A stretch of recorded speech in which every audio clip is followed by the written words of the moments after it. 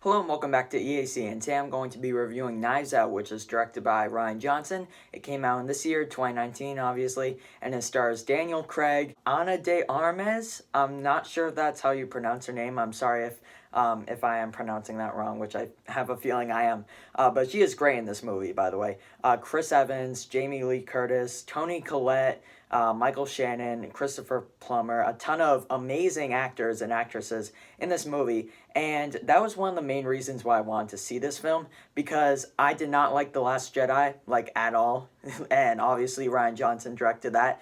So I had no big reason to see this because of Rian Johnson, but the reason why I did see this was because of the cast, which is incredible. I mean, I don't know how much money they got paid for this because there are so many amazing actors and actresses in this movie. Two, the trailer for this movie was really good. That's also a reason why I wanted to go see it. And three, this is kind of like a classic whodunit, as it says in the trailer. And yeah, those are kind of the only reasons why I wanted to go see this. And I did. I went with my friend. We were going to make a review, but we ended up not, so I'm doing it now. I saw this a while ago, too, so I'm kind of late on this. I saw it like more than a week ago, or actually a week ago. I saw it last week with my friend, so I'm kind of late on this review and this video because the movie came out like 2 or 3 weeks ago. So I'm sorry about that, but I had kind of a bad vision of Rian Johnson, as I said, because I didn't like The Last Jedi, but it has totally changed now. I still think that, there's a chance when I see one of his movies come out, like the next movie that he makes, I'm still going to be a little bit skeptical because I've seen one of his really good movies, in my opinion, and one of his really bad movies, in my opinion. I know a lot of people like The Last Jedi. My dad said that he liked it more than The Force Awakens, and I really liked The Force Awakens. But with this movie, Knives Out, me, my friend, my dad, and my mom all liked it, and there are very subtle hints of who the killer might be. And Rian Johnson does that excellently in this movie. And that is kind of one of the big points of this, because to make a movie like this, like Who Done It, that is probably one of the biggest things that you have to get right, is drop subtle hints that you might not even realize about. There's one part when, this isn't a spoiler, this is a spoiler-free video, by the way, because this movie just came out, or I guess 3 weeks ago it came out because I'm late on this video, but no spoilers in this. There's one point when Ana de Armas character, I'm sorry again, but she is great in this movie, as I said. Like, she is probably the main character beside Daniel Craig. And Daniel Craig's accent, it is, like, they make fun of it in the movie, which I appreciate. Like, they're not just trying to slip it by you. Like, it's, yeah, this is just how he talks. Like, they make fun of it, and it is hilarious throughout the whole movie. It's kind of hard to understand him. It's like, what did he say? But it's funny. He did great in this movie, too. But Ana de Armas's character, I'm sorry again, she is climbing up the side of the house, and a little piece of what she's climbing up, I forget what you call it. It's on, like, the side of some houses. It's like a weird gate thing, a wooden gate, but it's not.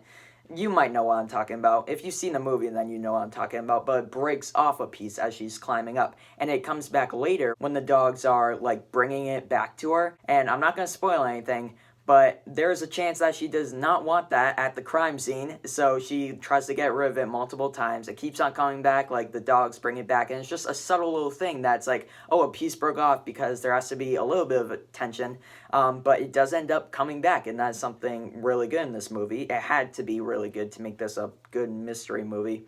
Also, as I said, Ana de Armas's character, I'm just gonna keep on saying that. If I'm saying it wrong, I'm very sorry. I have a feeling I am, but her character, or her herself, is really good, as I said, but everyone else in this is good, but there are some weird points. Like, I don't know why, but a lot of people's, like, acting chops got kind of lowered for this at some points. Like, not throughout the whole movie, but there are some points. Like, Don Johnson is in this movie, which I can't name any movies that he's been in off the top of my head, but I definitely recognize his name and his appearance. But he had some really, like, not dry readings, but just kind of almost too hyped up.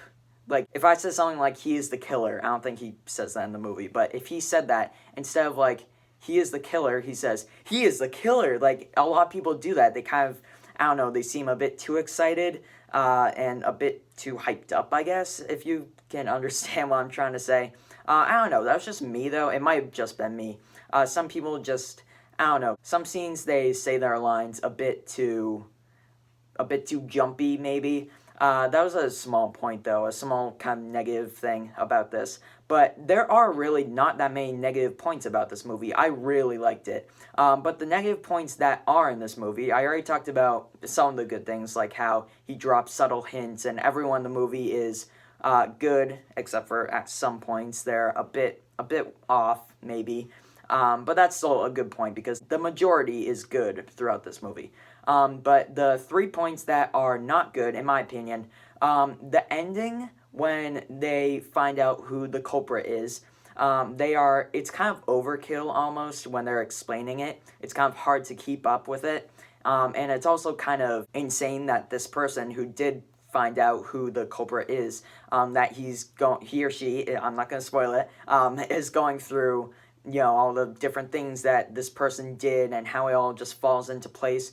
That was a bit of overkill, I think. Also, earlier in the movie, they are going through some flashbacks, and this movie has a ton of flashbacks, and not all of them are bad. I mean, you kind of have to have them in a movie like this, but after the main when the detectives are interviewing the family members and like, what is your side of the story before this person, Christopher Plummer's character, died.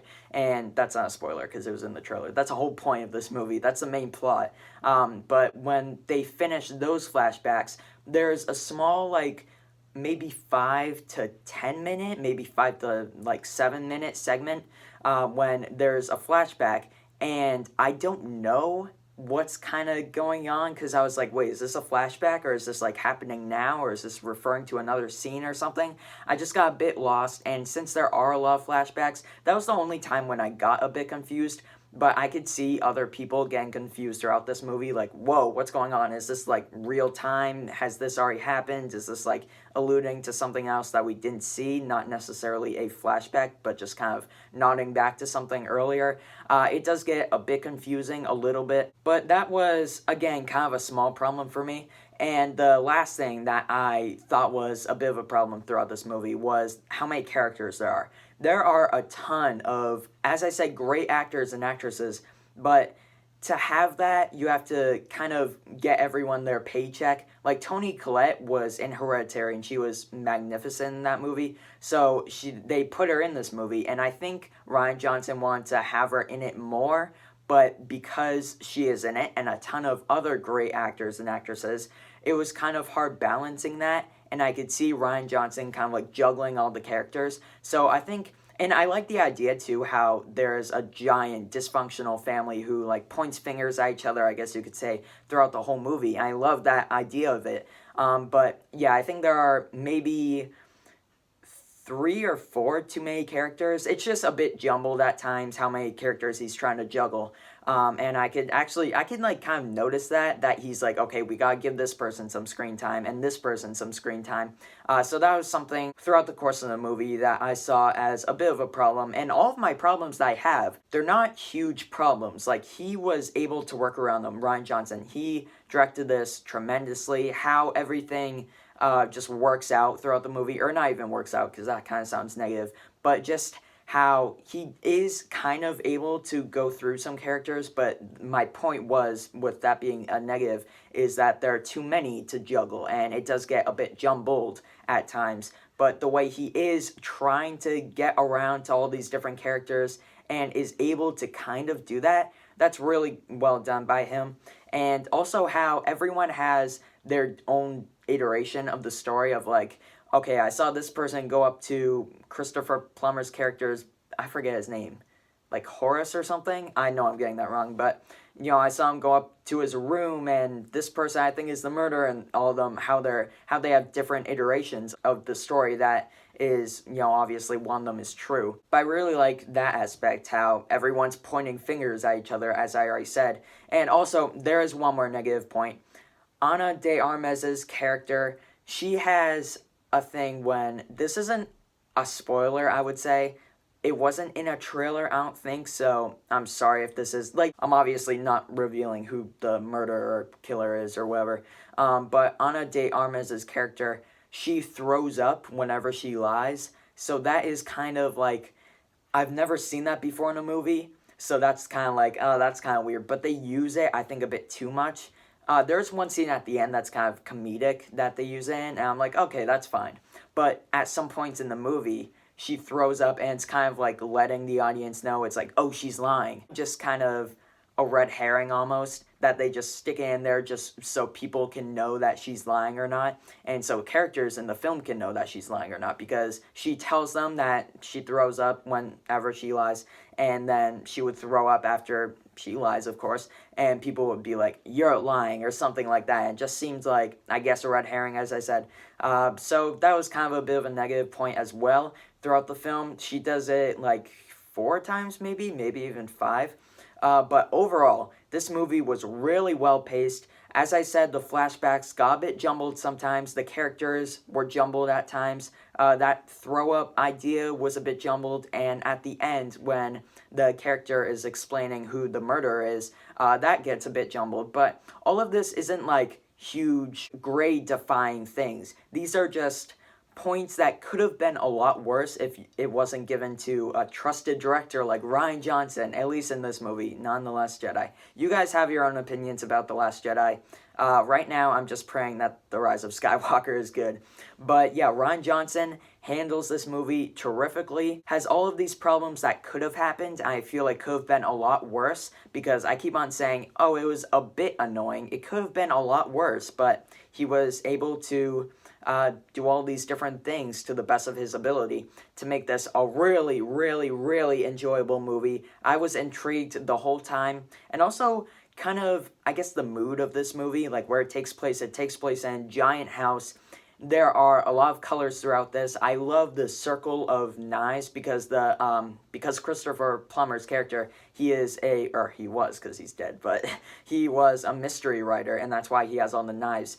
And that seems like it could be a bit like, oh, this is a mystery movie about a murderer, or about a murder, and there are knives in a circle. But I thought that was really, like, it's a simple idea, but that just adds to the whole mood of you getting into this mystery story and really being intrigued with it. Kind of like how the trailer got me intrigued with it, because as I said, I didn't go to see this movie because of Rian Johnson. I saw it because of the trailers, the cast, and the concept. And all of that throughout the whole movie drags you in even more. You have your own ideas of who the murderer can or can't be, and it's just perfect, in my opinion, all of that. A few small points that I did not like about it, and for that reason, I'm going to give Knives Out a 9 out of 10.